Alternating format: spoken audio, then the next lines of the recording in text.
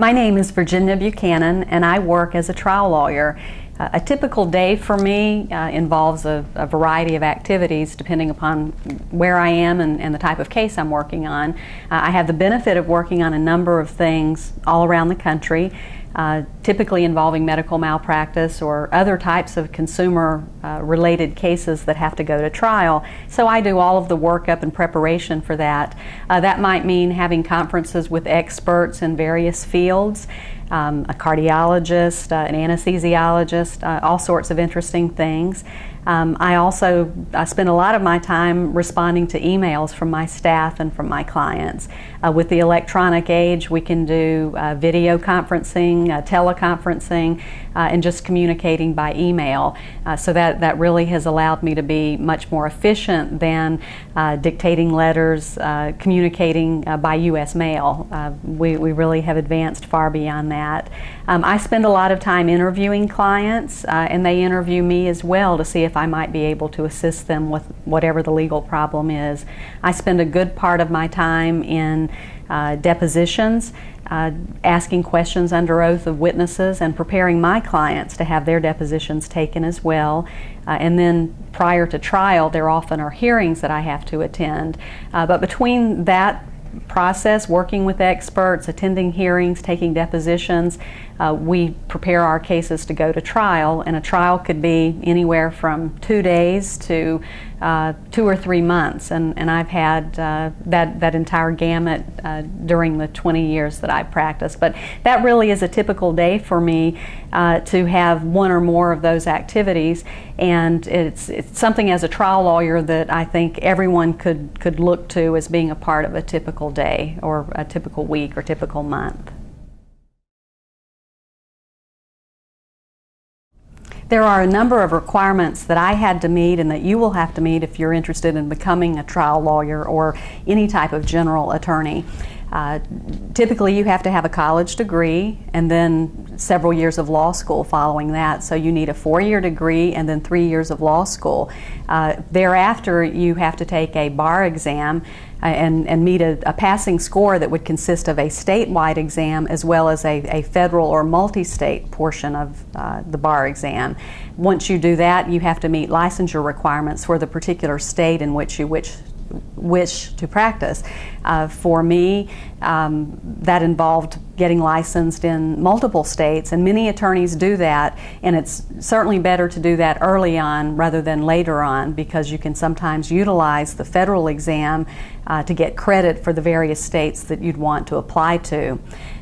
In preparing for law school and taking the bar exam, there are a number of things that you might want to keep in mind. As you might expect, good writing and speaking skills are important, so writing courses, speech classes, participating in debate teams, mock trial teams, those would all be helpful.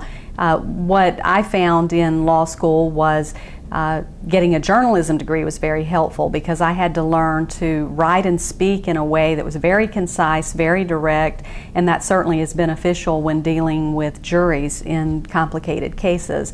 So that's something that you might want to consider. Other popular majors include business, pre-law, criminal justice. All of those give you a flavor for contracts, for being very specific, very organized. But I have to say, and maybe with my own bias, that journalism is really a wonderful background to have. It's interesting. It requires you to really focus and be succinct instead of having expository writing.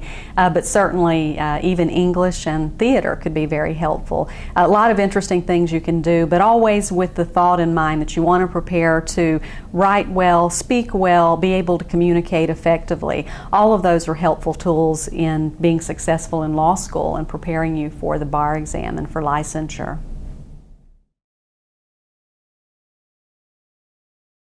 The best part of my job is getting to work with some really wonderful people.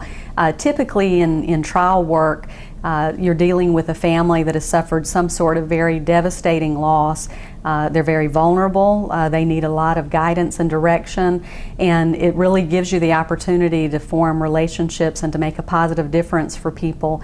You can never change the things that they've endured that bring them to you, but you can give them a very positive experience with the system and know that you're doing something important that gets answers for them, and oftentimes for the children I represent.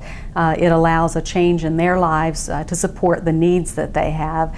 So I would say that has to be the number one thing as part of my work. I love working with very talented experts, people who are tops in their field in whatever they do. So you actually get exposure to the people who've changed our world, who've contributed something to it that benefit most of us even. So I would definitely say that is a big selling point for being in the legal profession and being a trial lawyer. On the other hand, this is not a job that you should even consider pursuing if you're not committed to a lot of hard work and having to deal with a lot of stress and pressure of deadlines. Courts have absolute power over you, and it's not just a trial judge, but an appellate court, a Supreme Court, and sometimes even the U.S. Supreme Court. So you always have to be willing to work on the timetable that is set. I can't tell you how many Thanksgivings and Christmases and other holidays, family events that either have to be put on hold or have to be compromised because you have to put in the long hours. Your clients expect it, you make the commitment to it, and there is simply no way to sugarcoat that requirement. Many, many hours, good organizational skills, being willing to put the job first on those occasions in which you must do so, and having a family that understands that. It's not about the glory and the accolades and the good pay, although all of those things are a part of the job as well, but certainly the stress to perform well, to perform in a timely manner, those are things that are chronic parts of being a lawyer. So when you sign on for it, you need to consider that that's part of it as well. If anyone asked me what they should take into account, what may be important to consider before pursuing a career in law, and particularly as a trial lawyer, I would suggest to them try to get some really hands-on practical information about it. It's helpful to call an attorney in your community, ask if you can shadow that attorney, go and observe what the lawyer does on a day-to-day basis. Sometimes attending court proceedings is very helpful. I think having a very realistic view of what's expected of you will tell you, is this something that I could love, that I could really immerse myself in, or is this really not what I thought at all? There are many, many popular law programs on television, and I think sometimes you can get seduced by those and think this is the way it is all the time. It isn't. There's a lot of hard work, a lot of research and writing and preparation and practice before you're actually doing law. And I think getting that opportunity to shadow someone, to talk to someone who does it, and to actually observe courtroom proceedings would be immensely helpful. And I think for some people who aren't sure, it will actually tilt them in favor of, I absolutely want to do this. I see this is where I belong. In my case, I actually worked as a paralegal, a legal assistant prior to going to law school, and it gave me such wonderful firsthand experience with interacting with clients and with lawyers and with judges, and it gave me the benefit of knowing this is absolutely what I want to do. And I think if you see that and you make the commitment to pursuing law, that's wonderful preparation to confirm in your own mind, this is what I want to do, and then pursuing all of the courses and experiences that would allow you to interact with people and assist people. All of those things will head you down the path to making that decision, and being willing to be honest with yourself. Is this something that I really love, that I want to do, or maybe it really isn't, and you just need to acknowledge that at this stage of your interest in a career in law.